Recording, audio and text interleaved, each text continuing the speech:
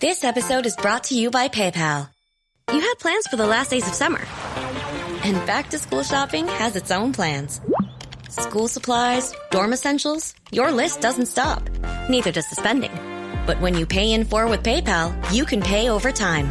No interest, no fees. Check out with PayPal and get back to summer. Subject to approval. Learn more at paypal.com/payinfor. PayPal Inc. NMLS 910457. Propel Fitness Water. With Gatorade electrolytes, zero sugar, and vitamins, Propel hydrates better than water to help you get the most out of your workout and get back to your best self. What propels you? Propel with Gatorade electrolytes.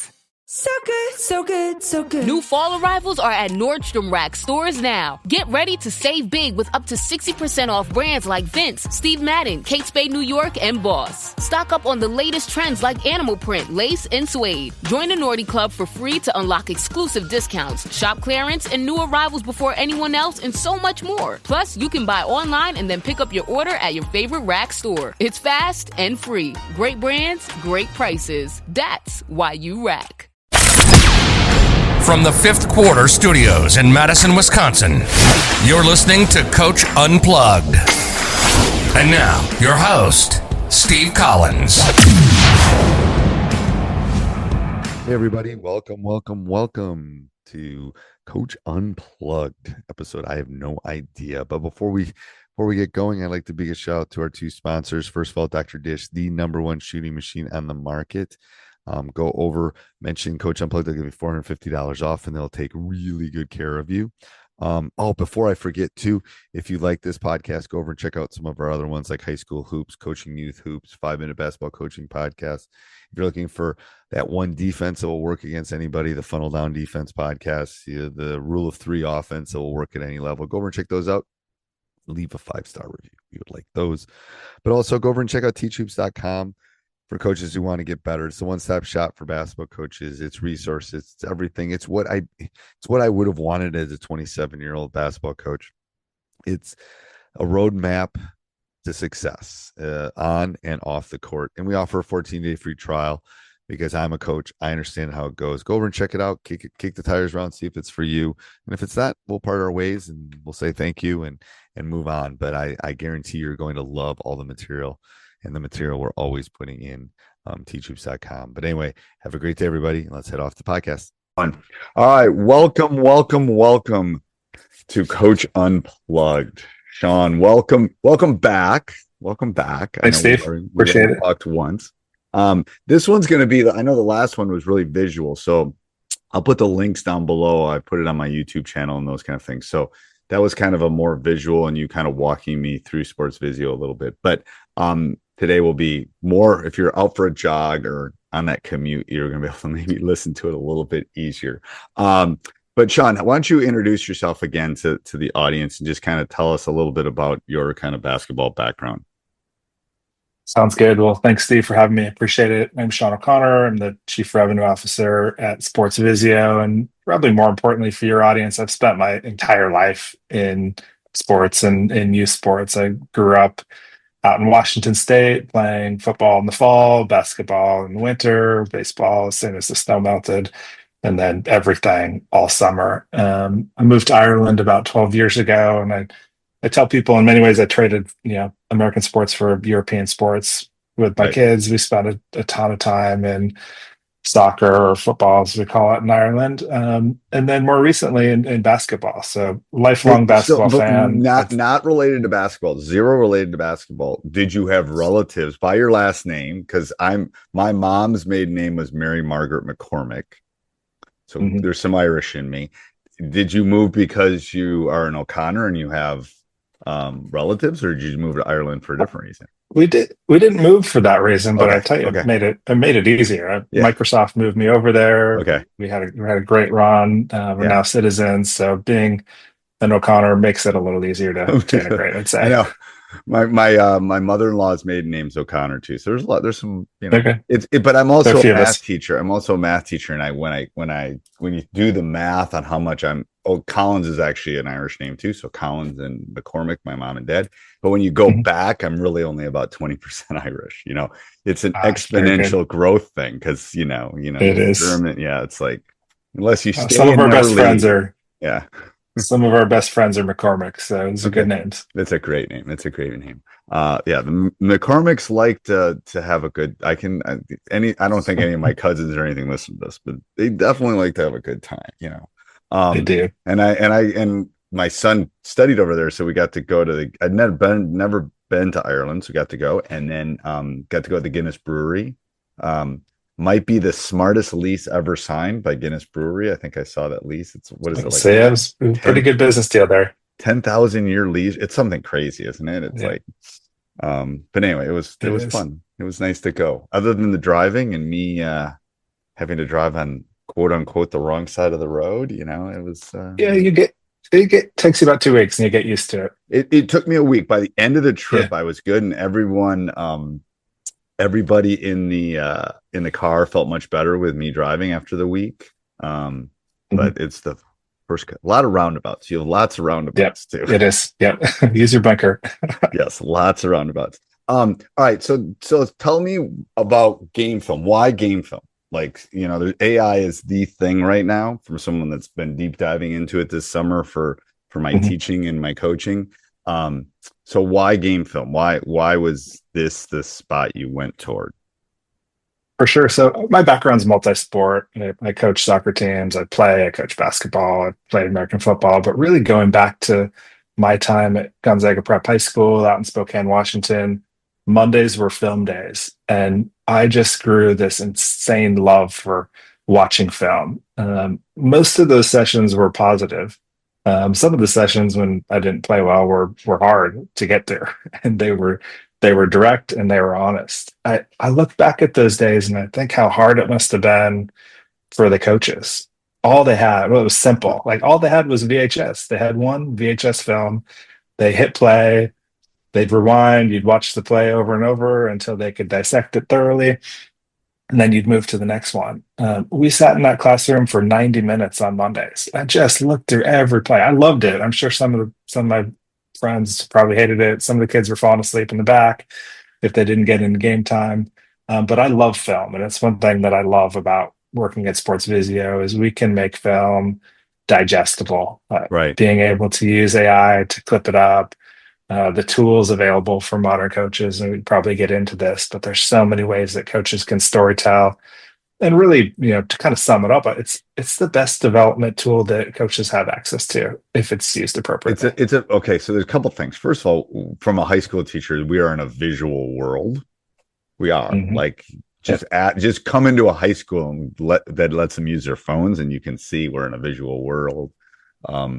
That they want to be able to look at it. I'll tell you a story about why I think SportsVisio is so great. Is my wife, first of all, I got married and my wife never knew me as not a head coach. I got the head coaching job right before we got married, summer before, or the fall before. And her first memory of me is we were in a small little apartment, and I had like 4 VHS tapes or 5 VHS players going. And I was literally clipping things onto VHS tapes for the players and then sending it home to that so they could watch it. And, we couldn't afford the fancy, the thing that you could do it. Anyway, the amount of film that I broke down probably in the first 10 years of my coaching career is crazy. I mean, I'm surprised. The best thing that ever came out was, the places that broke film down for you, because it saved it didn't save my marriage, but it's like sure made it a lot better because I wasn't spending from 10 o'clock at night until 1 a.m. breaking, a 2-hour game down to 30 minutes so I could show it to the guys. And then also figuring out how to beat it. It's like, yes. And I think that's where AI is going to come into play so much. It's a massive amount of work. There's this great YouTube video of Bill Belichick. He's probably on ESPN, but he's literally cutting up film, cutting it up with scissors, taping it to the table, literally like taping it together and then recreating that reel that he would have done. And it is like, it's a mad amount of work to do it that way. So explain, film and what you think is like kind of the nuance of film. I mean, I know what I think it is, but what does SportsVisio do with it, first of all? But what do you think, kind of is that sweet spot with film? Mhm. Yeah, there's two different questions there. SportsVisio, we want to empower coaches to do with it as they see fit. For some coaches, it's just they need a chance to watch it back. There's so many things as a coach that you miss during a game. The ability to watch it back. Our app allows coaches to fast forward 1 second, 3 second, 10 second, and to do the same thing going back. So really easy on your phone. Go back, go back, go back. Skip forward through the dead ball. That's that. So we want to empower coaches to use it as they see fit. For me, it's about storytelling. How can coaches use film to tell a story to really enhance their players' development? For some players, that may be the enjoyment of the sport. Like, how do they get more out of it? For other players, how does that help them improve to get to the next level? Right. So explain how that kind of works. Like you're saying that if I'm watching the film, it's kind of like when I'm listening to a podcast, I can say fast forward 30 seconds. It's like you just can click a button and move it. So it's easier for them to watch. Is that what you're saying about the sports? Yeah, that's how we built the game viewer in the app. You can watch the game at 1.5 speed, very similar to a podcast. You watch it 2x speed if you're really good. And then you can zoom around quickly. So just as we would have done back in the classroom at Gonzaga Prep, you hit rewind 3 seconds, watch the play again. I obviously I do podcasts, but I love listening to podcasts too. And I can't get to two speed. I can get to like maybe 1.75 sometimes, but I don't know. I don't know if my brain can't digest I'm with you. enough. 1.5 is perfect for me. Yeah, don't you think it's enough that I can save some time? But so what do you think it does what do you think the nuance is between the difference between what it does for coaches and what it does for players? Because there's two audiences here kind of that are using this. What do you think the differences are? For sure. So I think coaches, they need the full game. They want to be able to watch the full game back. They also want to be able to sort through and say, let's take a look at all of our turnovers against this team, or let's take a look at all the 3-pointers we made, or in the future, we're going to have action-oriented clips. So let's take a look at all of our pick and rolls. Let's take a look at every specific action. We're really excited to get to a point where coaches can identify or even share, like, these are the actions we're running, and we want to see all those. So to be able to do that really quickly, to sort and filter. So explain what that means. So let's say I have a play, I call it blue, and we run it 4 times. You're saying hopefully down the line, you're going to be able to just go find all my blue plays, like, or whatever. It'll take you telling us what blue is in the future. So if you tell us what it is, maybe verbally, probably visually, then we'll be able to identify when that series or sequence happens in the game, and you'll be able to say, hey, hopefully in natural language one day, but right now just through a quick filter. Hopefully my guys, I'm laughing because I'm saying hopefully my guys run it well enough that I could say this is the clip it should look like. It might be a practice clip. It might be a practice clip too. I'm thinking long term. Me as the coach, it's like, ooh, we ran in prep. Maybe I could send you, this is what blue should look like. And then the SportsVisio or whatever can, anything that kind of, it can maybe find anything that kind of resembles it. That would be, oh my gosh, I would love that. Because I would use it for scouting, I think. I would, you know what I mean? I think big scouting implications. Yeah, huge scouting implications, because it'd be like, okay, this team runs these 3 big sets. Find them all for me in the last 6 games. And then I can say, because kids will watch those clips. If you never watched, I mean, I don't know if they watch NBA games anymore, but they watch a lot of NBA clips. They do. Yeah. And I think a lot of this some of it will be done in a classroom setting. Some of it will be done on the court, but we see a lot of it being done asynchronously as well. And what I mean by that is simply a coach sending clips out over text, over WhatsApp, over email, and then the player consuming that on their own time. I spent a lot of time with the Irish Super League teams. It's a semi-pro top league in Ireland. time with the players, time with the coaches, and they loved that ability. They don't get as much time probably as you do with your high school team.